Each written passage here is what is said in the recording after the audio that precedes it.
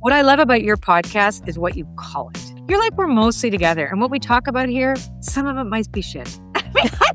My guest today is Colette Baron-Reid. She's a best-selling author, oracle expert, spiritual teacher, artist, and musician whose life has been shaped by recovery, reinvention, and learning to trust the path she never planned for. We are always changing. We're always growing. There's no such thing as perfection.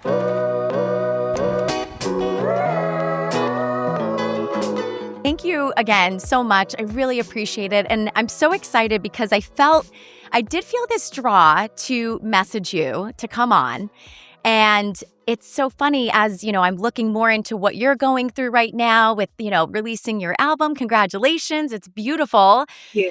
Thank you. It's like this reinvention. It feels like you're kind of going through returning back to music. And the whole reason why I started this podcast is about, kind of realigning. And I call it like returning home to myself, like really seeing. 100%. Yeah. That's exactly what I did. And that's exactly why we're here. Love it. It's exactly what I'm doing and exactly something for us to talk about in common. Yes, absolutely. It's funny how there are those parts of us that lay dormant for so long. And then I look back in my personal experience going, well, I guess that wasn't the right time to do that. And then the universe sometimes hands you something unexpectedly. And then it's like, all right, we're ready to rock. Let's do this. Now's the time. Did you feel like that too? So here's what I love about this conversation. So if you had told me in my 20s that I would be 68 years old when I released the best music of my career, I would have shot myself. I'd be like, no. So yeah, so music was my first oracle. Most people know me as a person who I've created 19 oracle decks. At one time, I was the number one oracle creator at Hay House. So most people know me for the intuitive work. I just did a, event for mediumship, right? I had a TV show as a medium. So a lot of people don't know my history, but music was the only thing I ever wanted to do since I was a little kid. Music was my first oracle. It's the thing that made me felt seen and witnessed. And though in those days there was no streaming, I mean, we also didn't have cell phones. I mean, I was born in 1958, so you got to figure, I was, the 70s music was that's why, my music is very reminiscent of the 60s and 70s because that's my heart music. But, we would sit in the basement with our friends and where we were too awkward to talk about the things that were deep and meaningful, we could, when we had a song that we felt in common, then we shared, yeah, for me, it's this. Oh, for me, it's that. And so music was my North Star. It was everything I wanted. My parents wanted me to be a lawyer. And then, of course, I have this other weirdo gift that was like, what is that? That was, that was not happening. So I pursued music very, interestingly enough, with a lot of attachment. And I did every year. And so I should mention this too. This is really important because I've been sober now 40 years and 7 months. Wow. So when I got sober, because I had a problem with drugs and alcohol in my late teens, well, actually most of my life since I was 12. But when I hit bottom after a series of very traumatic events, which really led me to the hardcore addiction, but I was very lucky. I got a second chance. I ended up in a 12-step program and went back to music because music, again, I was clean and sober and I wanted to give other people the same experience that I had listening to, the people I listened to.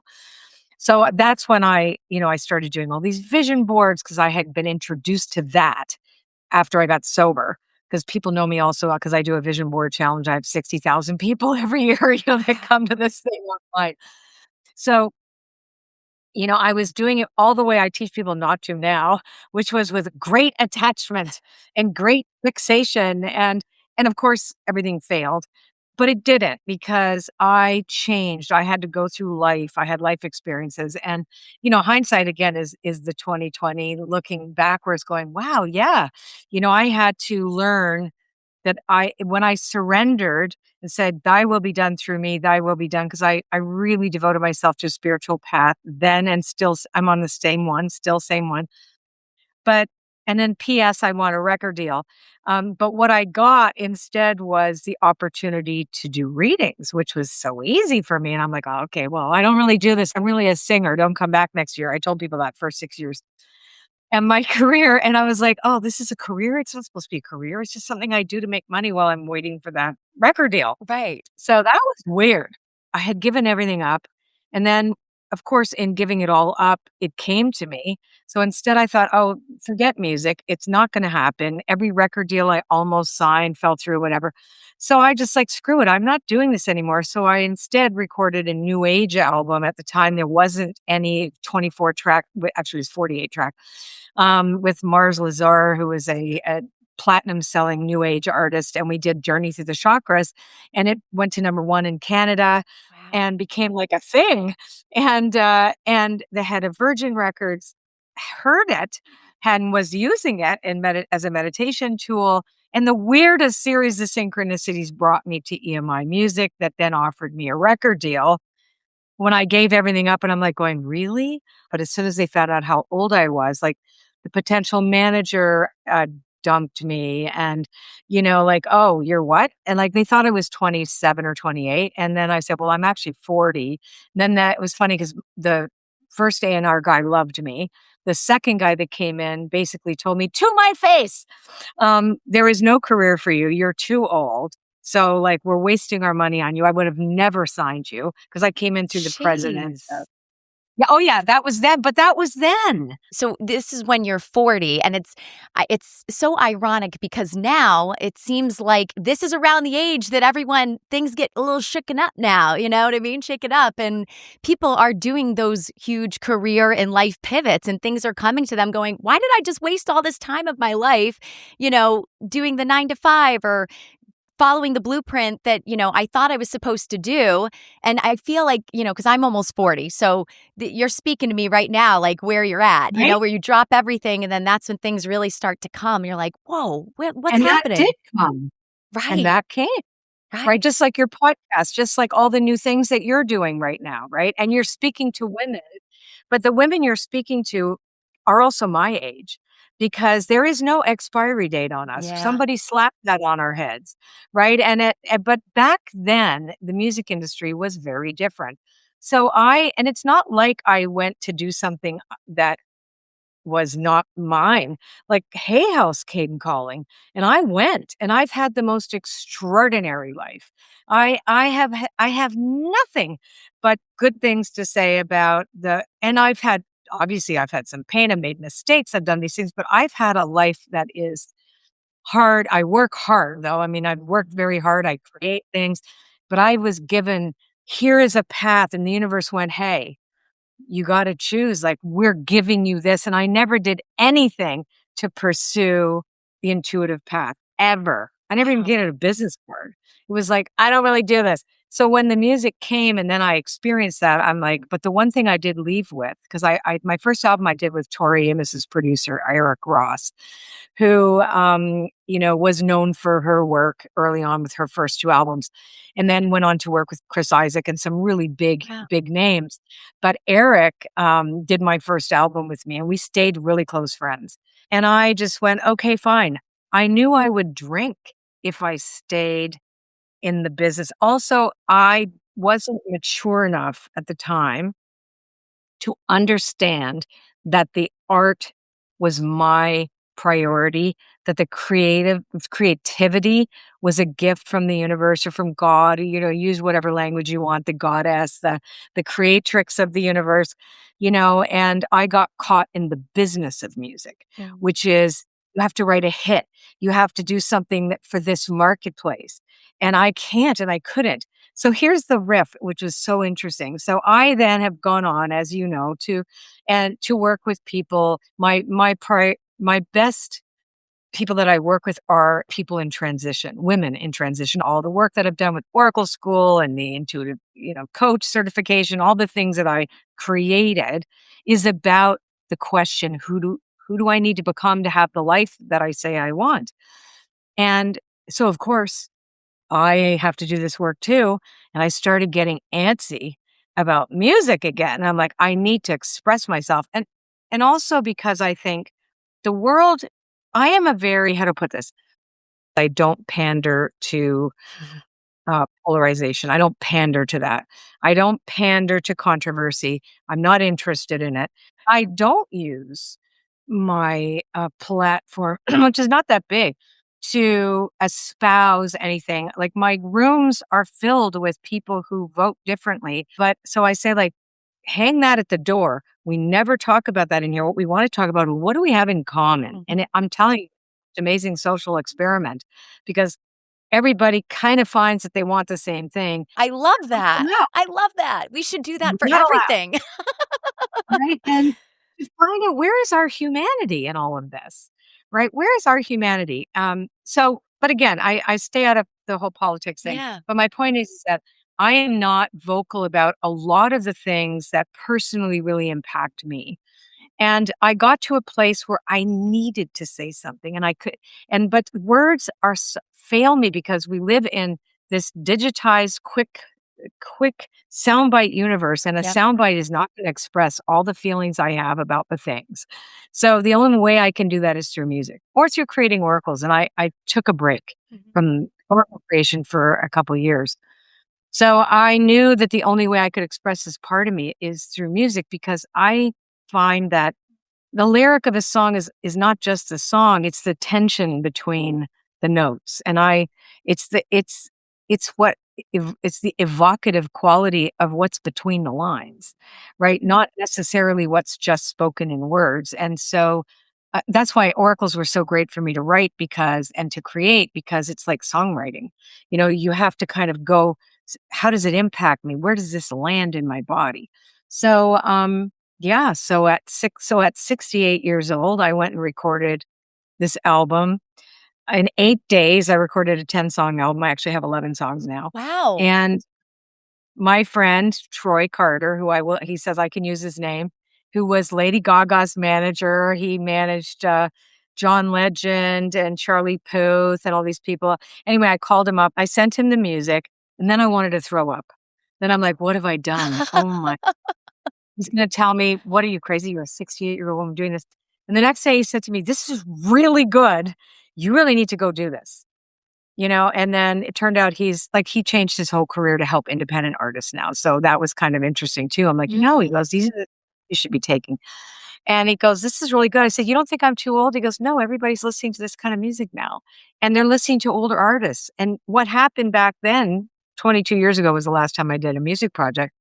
That's not now. Right. Doesn't You know, apply. you have to Yeah. be 68. Wow.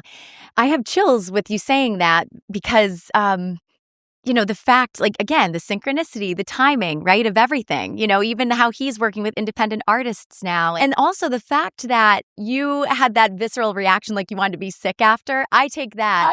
Whenever I am so fearful about something, that's always my sign, like, I'm doing the right thing. Like my favorite quote is, if your dreams don't scare you, they aren't big enough. So when I'm always like complacent and not scared, that's when I'm like in my little content box and I don't want to color outside the lines. But when I'm scared and fearful, like I know that that's like when I need to go for it. And you went for it. And in 8 days too. We can't even believe it. I worked with the Brothers Corin. So we were part of the Transformational Leadership Council, and we met each other on stage where we all got on stage to sing something, and we happened to be near each other, and we were like, "We sounded Ooh. good together." Wait a second. So they had a program called the Songwriter's Journey, and it was really about reclaiming your artist, and I was really having a depression, but also too because I had to break through. I kept asking myself, "Am I being really honest?" And as soon as I got to Ojai, where the studio is, Oh, beautiful. I could not. For the life of me, I got there and I was blank. I was completely empty. And I got on my knees and I prayed and went, "Oh my God." And I bawled my eyes out. I said, "I can't. I can't. And I can't access what we did." So I literally decided on the spot, we're not doing anything that we did. We're going to start from scratch. So I got there, poor guys. I said, "Okay, all the stuff we did, no. We're doing everything now. I got some ideas in the cab coming in. We're going to do this." Now I am no stranger to a recording studio. I'm no stranger to songwriting or writing, and they were amazing. we're like, okay. So we wrote Raise Your Eyes Up, which is really a hymn. And the raising your eyes up is not a God in heaven. It is really raising our eyes up to the better part of humanity, that we could be better, Mm. you know? And not to be didactic, but there you will hear the pain in all my songs. You will hear it because it is about, you know, coming back to ourselves and looking at the world through the lens of honesty and like and not trying to bypass anything. Mhm. Uh, the most healing experience. Anyway, so we did the 4 songs. Then I went home and I called them back and I said, "I'm coming back to do the next 4." They're like, "Oh," right? So, but they're like, "But we don't have anything prepared." I went, "No, we don't, and we won't till I get there." Right? Wow. So 4 days, 10 songs, and so this was all done on the fly, So is this and intuition coming in for you? Was this yeah, this is it was directing you how you were gonna do this, and it seems like you went in and you had a plan, and then it went blank, and then you followed the intuition. I followed spirit. Like, I gotta be honest, I followed what and we all agree we received the music. And it does feel like that. You don't write the song, you channel it. Like, it comes to you. Just like for me, it's like with oracle cards. I don't generate it from my intellect.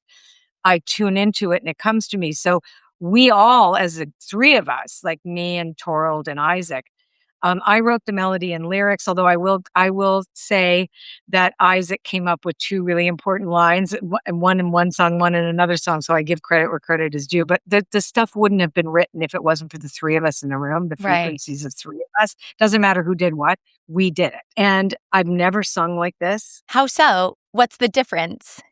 I wasn't singing for an audience. I was telling a story so I could hear that story.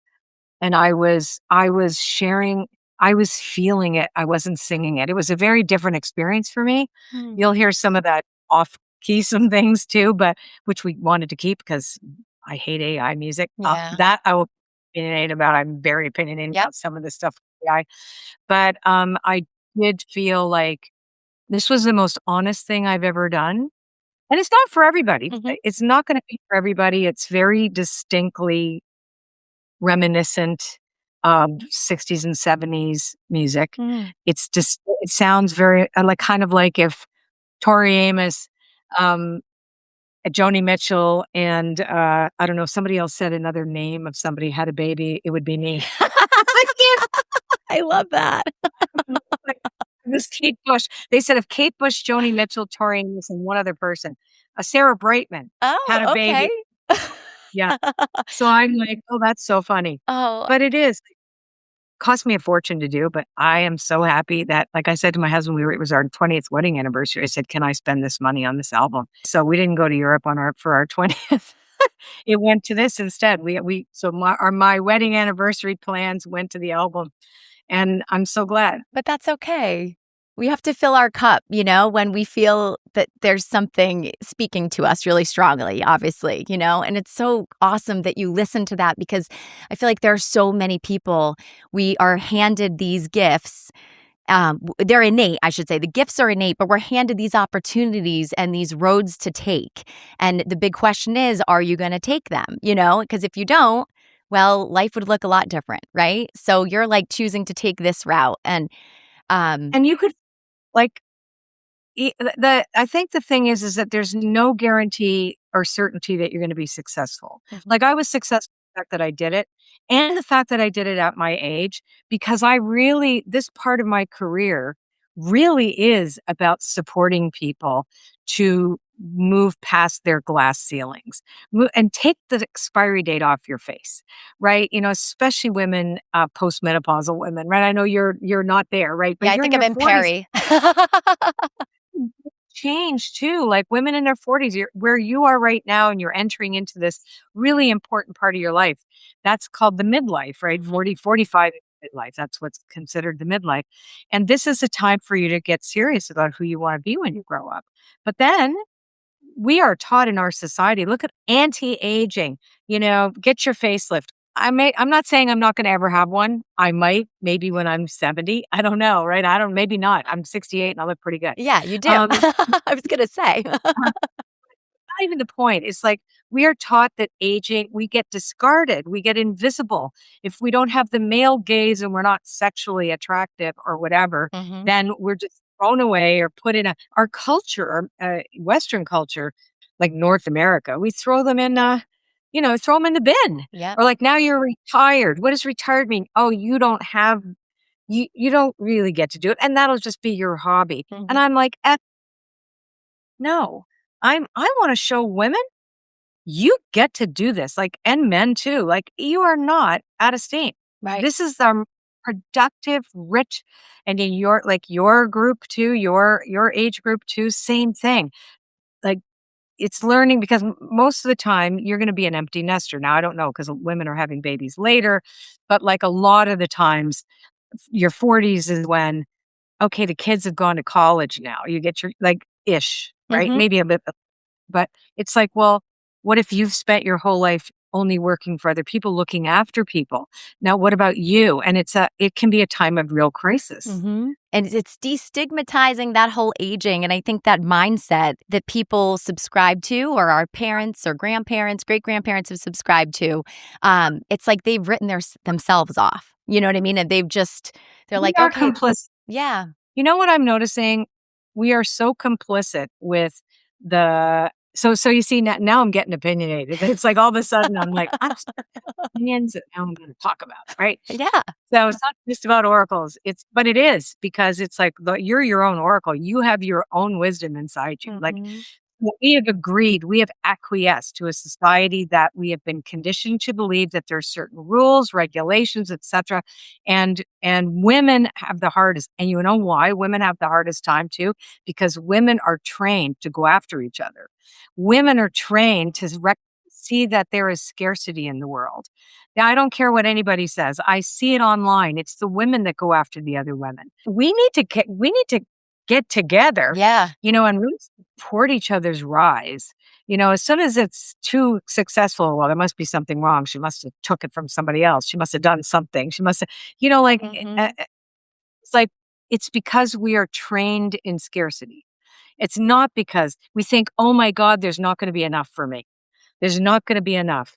Ooh, if they do that, then how did they do that, right? It's like they Right. had to seek something, and I think that has to go, the comparison trap. Yep. There is room for every single one of us. What I'm trying to say is that if you are called, that means there's space for you to create that calling. Mhm. And right, the universe is gonna either say no, yes, or not yet, Mm. right? And if you are wanting something because you think it's gonna be good, because you think it looks popular, likely that's empty, not gonna have much soul behind it, and you are not gonna be fulfilled.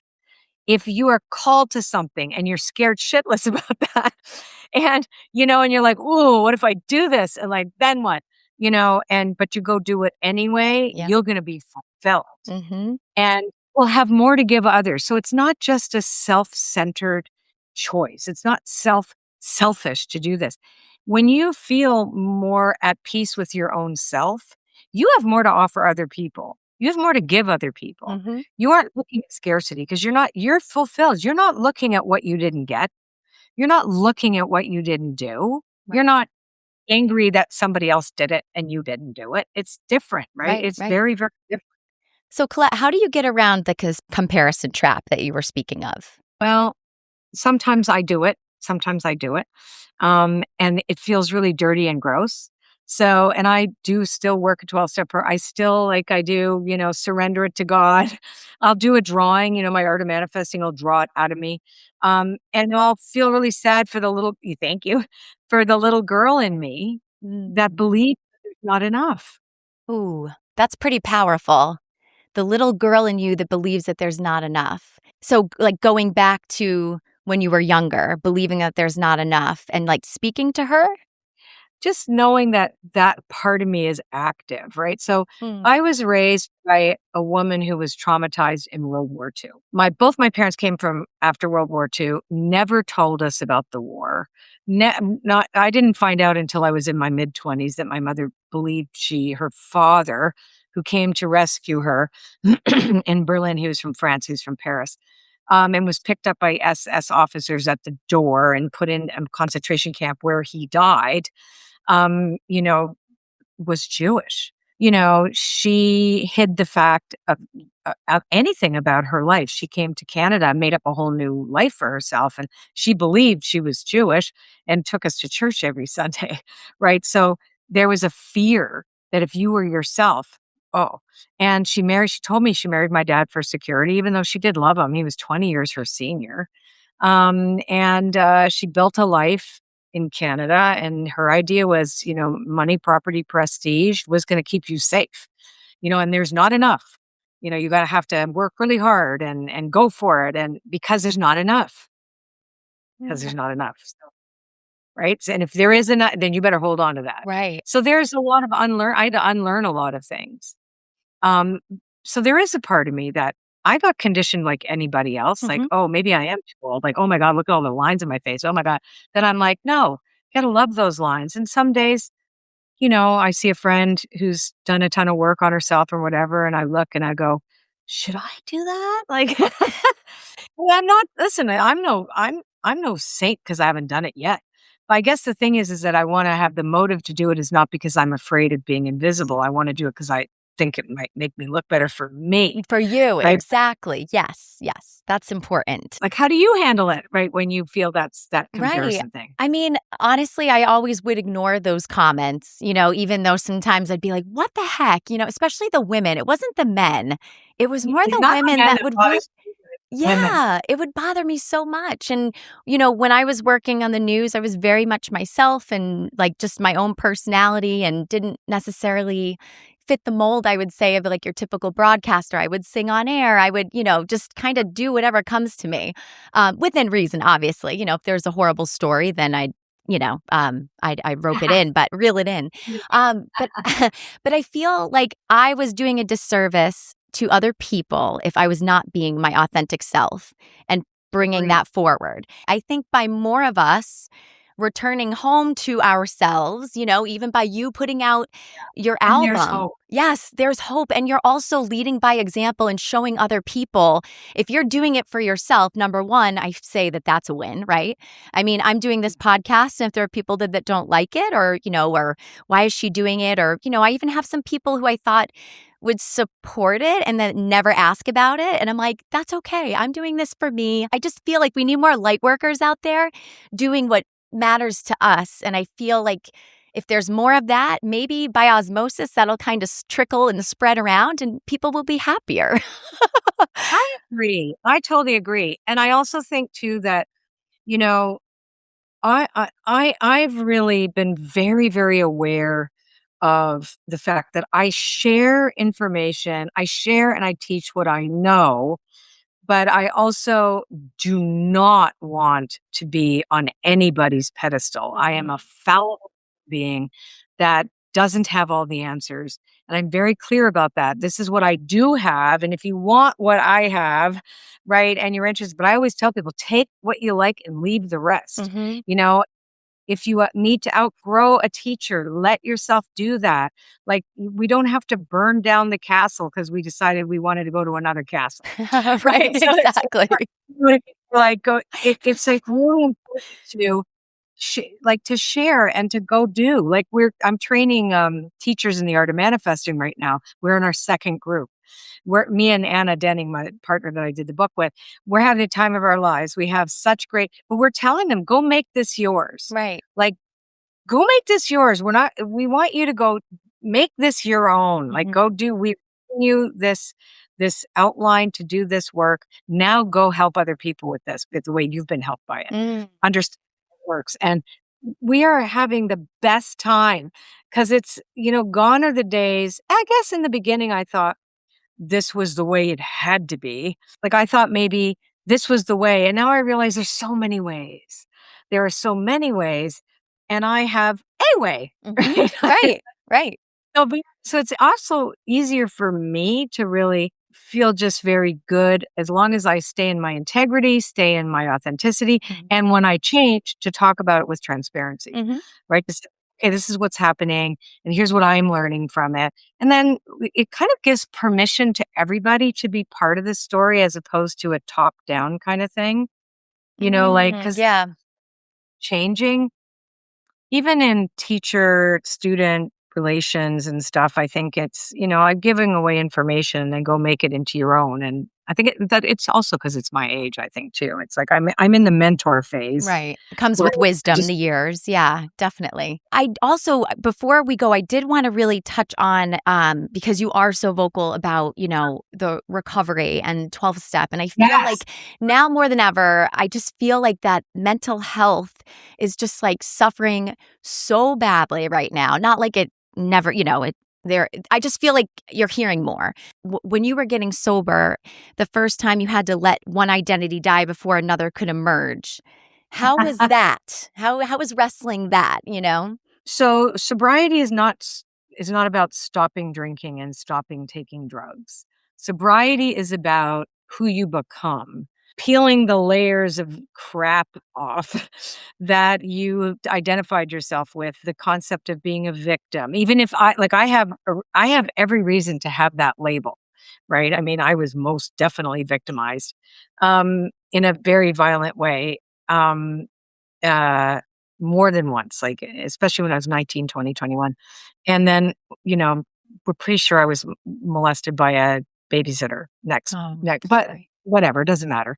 The point is that I had a lot of stories I believed about myself that gave me in some way carte blanche to behave in such a way. Mhm. And it was no, I needed to, it was like about ego deflation. It was about my identity needed to change. And the only way it could change is to heal those parts of me. And it took many, many years. It did not take overnight. It wasn't instant. And just because I stopped taking drugs and drinking did not mean that I was the saint right away. It took a long time.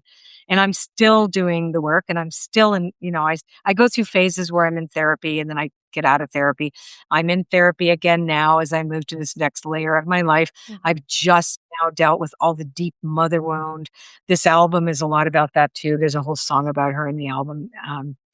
Out of nowhere, and understanding that I see her now as a person. I feel she understands me. She died 30 years ago, but like, so working through all these ways in which we operate in the world, it is shadow work without being self-centered that the shadow is where you go and it makes you special and different. Like, sometimes people can co-opt these words like trauma and shadow and authentic, and then they make it into a meme. Mm. You know, it's painful work. It's painful work to say, yes, I was a victim. So am I going to be an identity as a victim, or am I going to know that I could be victorious over the identity that I believed myself to have as a result? Like, I felt I was dirty. I couldn't have kids as a result of something that happened to me. There was like a lot of things that were very traumatic, and basically made me want to set myself on fire. You know what I mean? It was so being sober and being in recovery means that I had to have outside help. I had to be willing to go to any lengths to heal so that I did not become a blight on society, right? That I was contributing in any way that I could instead of taking away. And it wouldn't be perfect. And I have coddle lomped my way through the world, making loads of mistakes and doing I call it the spiritual cha cha, which is 10 steps forwards, 5 steps back, two more steps back, fall on your face, get up, do 10 more, up, forward, I you like know, and, that.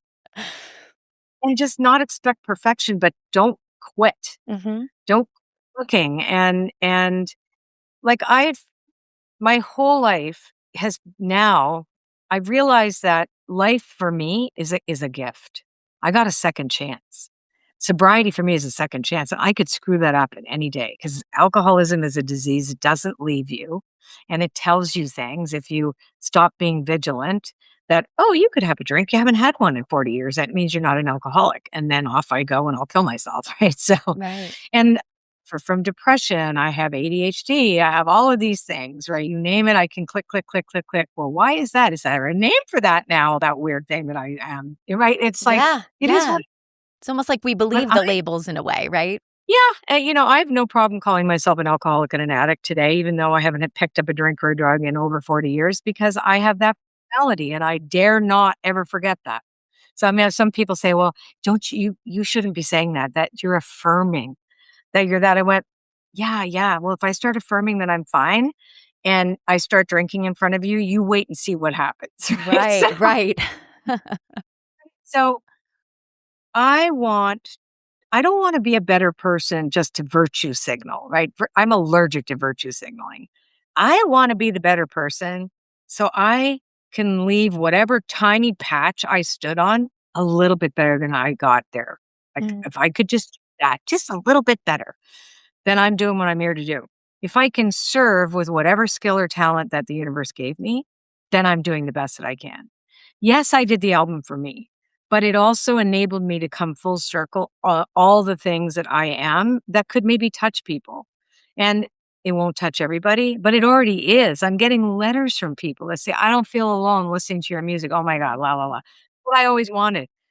If one person wrote me the most beautiful letter, and if that never happened again, that was worth it doing. made it. So it's like, Oh, yeah. No, it's sometimes it just takes that one person, you know what I mean, to touch you and kind of that, like, little signal, right, from the universe or wherever source that, like, "Oh, okay, I'm on the right path." Like, I feel like I get those little breadcrumbs too when I'm starting to feel like, "Oh my "Hey, gosh." And then you're like, I "Okay." do this."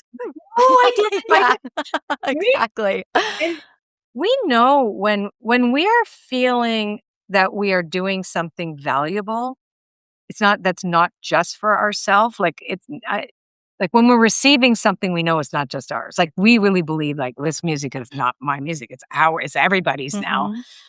Mhm. Oracle cards were always other people's, they were through me for others, right? They were always gonna be a system other people used, but and whether they're popular or not isn't the point. The point is that I got to be used in service to a power greater than me. And I got to stand back and go, "Cool." Like my Right. art, Yeah. I'm an artist now, and I had not done art for years and then went full tilt into art again, and I sell my paintings and, and but I do it these are prayer paintings. I paint prayers. So They're it's like, beautiful. so I don't know how to put it. But you just know that you're not taking up space just for the sake of it. I Mhm. don't do anything for the money. I could be a lot more successful, but I don't really enjoy social media, so like I could be out there doing all kinds of videos and I really don't enjoy it. So it's like I don't feel like jumping into the global conversation is helpful. Right. It's not that's not where a solution is. So I don't participate because I have nothing to add. Like Mhm. I value of that. My question is, could I be part of a solution? And then can I change my mind? That's the other thing. Because sometimes you think it's one solution and you Mm. realize, oh, I may have been wrong. Oh, okay. Yep. So I'm gonna and that I'm gonna learn something and I'm gonna change my mind. And I have to be able to, otherwise I won't grow. Was intuition something that you discovered after getting sober, or was it something that you could finally hear, like, once the noise kinda quieted around you? I always had this. I always had this, but it was like it no, but it was like not healthy, right? So when you have the again, so here's the thing, every one of us is intuitive, so I'm Mhm. gonna say more. But, accessing consciousness and information in this because if everything is consciousness, then information is not that hard to touch, right? But if I am not a healthy person, then I'm going to be a dirty filter through which this comes, right? Mm. I'm right. So it became clear when I got clean and sober. Mediumship only really showed up for me kicking and screaming. I'm not a medium when didn't want to be one. When it was like, oh my God, what is this on stage with Hay House? That was funny. I told him, no, no, I don't do that. So I don't do that. So don't worry, I won't do that. And they're like, good, you don't have to do that. We have enough of them. And I'm like, I had to write on a cruise.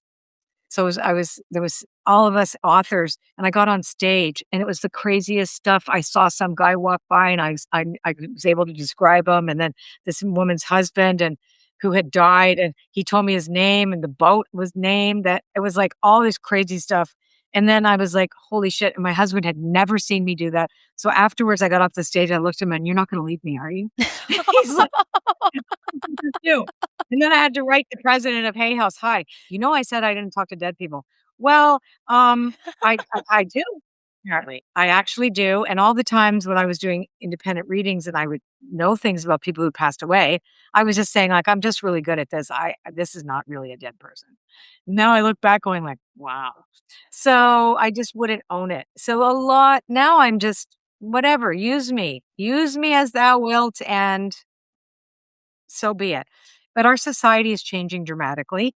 I'm very sad about a lot of the things that I see, and I think sometimes you have like, I knew you couldn't get sober till you hit bottom, and I think our global sobriety, is gonna come when we hit bottom, and we're pretty freaking close. Um, and and it's like, I think our time right now should be spent dreaming about what's possible instead of wringing our hands about the things we don't have any control over. But what do we have? And I have to remember that, and I don't have the answers. I don't have the answers. I have opinions. Right, I have right. opinions, but I also know our humanity is at stake right now everywhere, and our humanity is not separate from this planet we stand on. Like I said, I've never been an activist. It's not my nature. I'm a nurturer person. I'm the person who has the sanctuary at the side of the road that everybody gets to come. Leave your weapons at the door. Come on in. Everybody's just in here, right? Yeah, And we're good. yeah, That is my that's my role. right. But I will say this, that if we don't dream about what's possible, we'll acquiesce and just sit around like apathetic idiots and then let the crap continue that's not in the best interest of everybody. And so we do need to have a voice Mhm. wherever that voice is. For me, social media is not the place for my voice for that. It's where I vote. It's where I'm gonna show up and do something personally, go take my energy, because just shouting isn't the way. Mhm. You know, do Mhm. what you can to actually make the change, but the dreamers are important now. Like, what could the world look like? And you know what? The way the world could look like is if you are listening to your calling. That's how the world could look like. People like you who are out there doing this because you feel called to it and you're happy. People like me who have many years of experience in this world. I'm not, I'm so I am not up for any bullshit, but I can offer what I can and nothing more than that, right? Mhm. But Mhm. I have to. If you have something, this new eclipse coming up, I don't know when you're airing this, but 12th of August, I'm actually releasing a new single that's going to be a bonus for this album called Truth Begins that I did with Eric Ross. But it is about that, asking us, where have we surrendered our power? What does power actually look like? Who has it? What Mhm. does it mean? How do we share it? And what could the world look like? Right. You know, because we have to be in this together, right? Like, we have to be able to hear each other and somehow come to, can we weave all these threads together to make something beautiful? What I love about your podcast is what you call it, right? It's mostly together. That's why I love you. You're like not saying, I have the answer. You're like, we're mostly together. And what we talk about here, some of it might be shit. I mean, like, some of it, girls talking about shit. But And we're figuring it out as we go along, right? Yeah, and it's so funny because being in the news for so long, you're pressed for time. You're just skimming the surface with all these stories, and I feel like when I created this, I wanted to go beyond the surface. We know everyone's resume. Anyone can look you up right now and see the the amazing lists of everything that you've done, Oh, everything that yes. you're known for. And I think that when we have these real conversations, we get to see the real person. You know what I mean? Like Um, that's what and, matters. and I believe, and you know what? Right now, let me say this. Right now, we need more realness out there, and that's one reason why I started going back out to do live in person events, because so we can see each other. It's not Mhm. just on screens. Oh, I love this. I love this format because otherwise people wouldn't find you. Well, so my last question that I was going to ask you, and it's so funny that you brought up, was what mostly together means to you, Colette Baron-Reid. Mostly together means this, that we are always changing, we're always growing. There's no such thing as perfection, and the curated self is not the self that counts anymore. It's the messy, moving, learning, snotty self that cries, that gets mad, that changes their mind, that learns. That's the mostly together self. And I'm just mostly together, I'll be Mhm. honest. We all are. Mostly not. Some days mostly not together, some days mostly together. It's like a gamble. You surprise yourself, right? Oh, thank you so much, Colette. I really appreciate again your time and all of this insight. It was beautiful. It was wonderful. And where can people find you and learn more about your album? So you can just go to my website, ColetteBaron-Reid.com, and there's lots of stuff you can read about me there. You can see my art of manifesting, all the events I have coming up, Italy, blah, blah, blah, my mastermind. But if you want to listen to my album for free and to see if you like it, you can go to ColetteBaron-Reid.bandcamp.com. It's not on Spotify and Apple by design. And if you like it and you want to keep it, I have a community in there. You join it. I talk to people in there. We get to know who our fans are. So I call it the sacred listening sanctuary. And I love your single Becoming Free, by the way. The first song Oh, the is, first one? yeah, that spoke to me, probably just like in where I'm at right now. So thank you. Yeah. It's great. And Well, that's the first song of the album. thank you so much Thank again, you. Colette. Talk to you soon and congratulations again. All right, that wraps up another episode of Mostly Together. Thank you so much for being here. I really appreciate it. I hope something in today's conversation stayed with you. Remember, new episodes come out every week, so hit subscribe wherever you're listening. And you can also watch the full episode on YouTube. Our channel is @MostlyTogetherPod, and that's actually the same handle where you can find us on Instagram and Facebook. Lots of content there. And you can go on our website, mostlytogetherpod.com. We have a complete backlog of all the episodes, so make sure to check all of that out. Take what you need, leave the rest, and I'll see you next week.